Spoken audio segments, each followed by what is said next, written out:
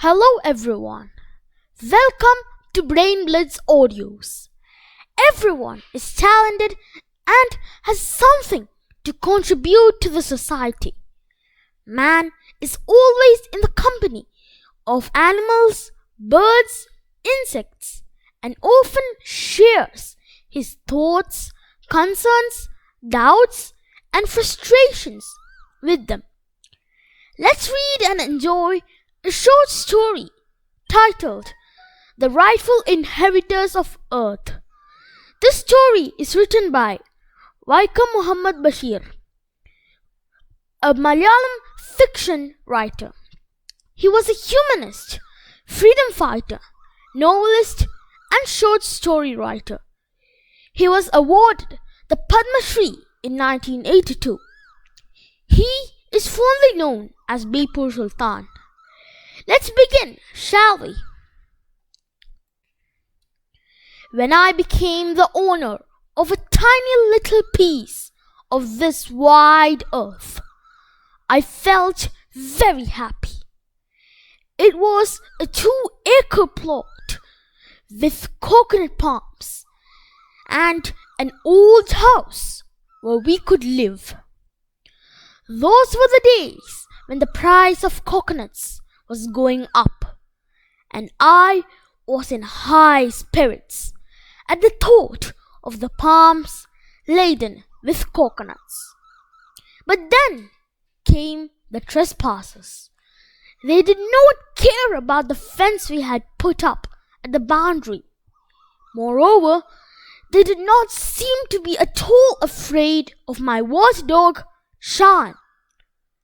They did not seem to care for anyone in the world, not even the government.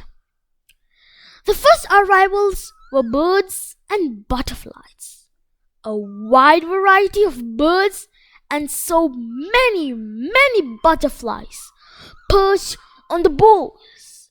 The birds chirped on and on. The butterflies fluttered around in the courtyard, flashing their colors in the sunlight. Then came the crows. Their raucous cooing was unbearable than the racket of other birds. But the worst was that they missed no chance to swoop down on one of her hens and chicks. Next to arrive were the hawks, birds that perched on our coconut palms. However, while these sat in higher planes, their aims were just as low down in the dust. The hawks and the crows had the same agenda while they watched and waited. Nor were they alone. There were mongooses in the bamboo thicket, and there were foxes in the shrubs close by, ready to pounce on the hens. Then there were rats. Rats, of course, were found everywhere.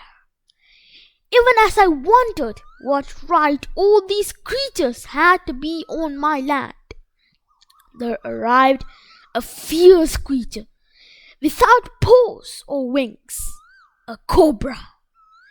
It stood before me, dignified, majestic, its hood spread out.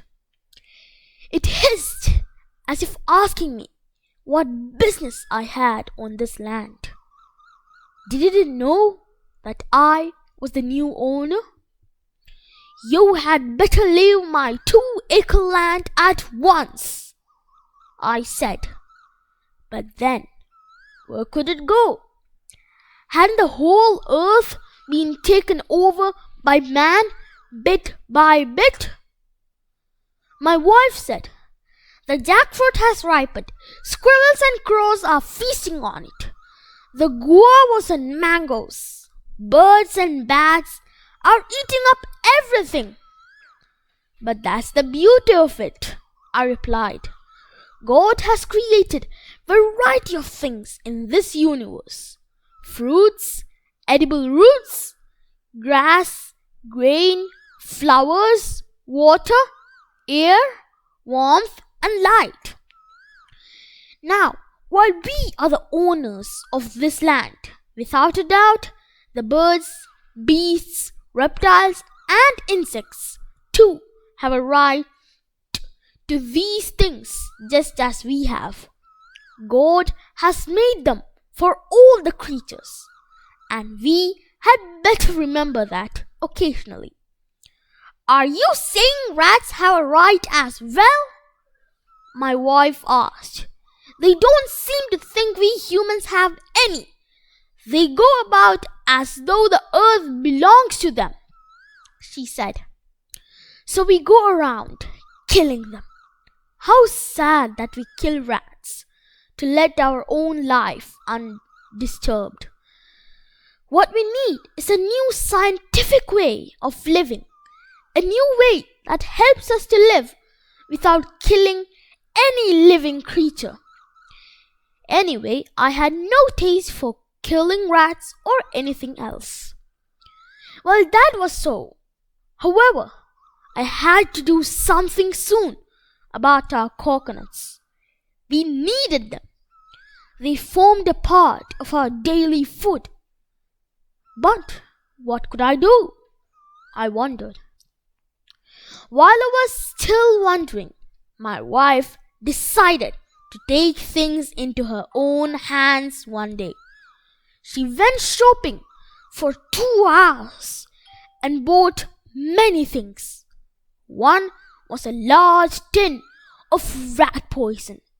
The poison was mixed with bananas, rice, tapioca, and left everywhere in the compound.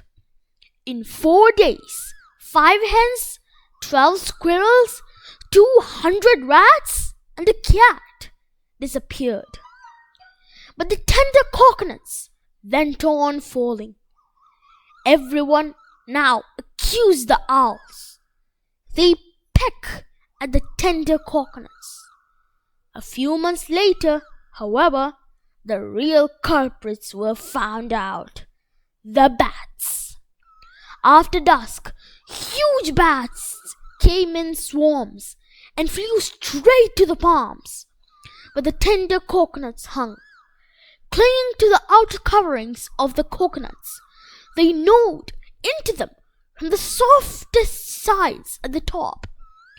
When they had cut through the kernel within, they sucked out the sweet, nourishing water stored inside and flew away, satisfied. "Let's buy a gun," said my wife.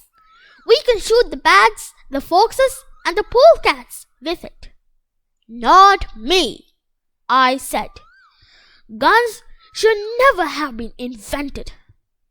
But alas, a few days later, my wife's cousin turned up with a grim-looking gun. He said, "Nearly 3,000 coconuts are destroyed every day. These bats are the pests.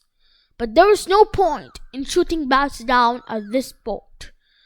On a little islet nearby stands an old temple. Next to it grow a pair of banyan trees. You can see at least 3,000 bats hanging on the twigs of the banyan trees.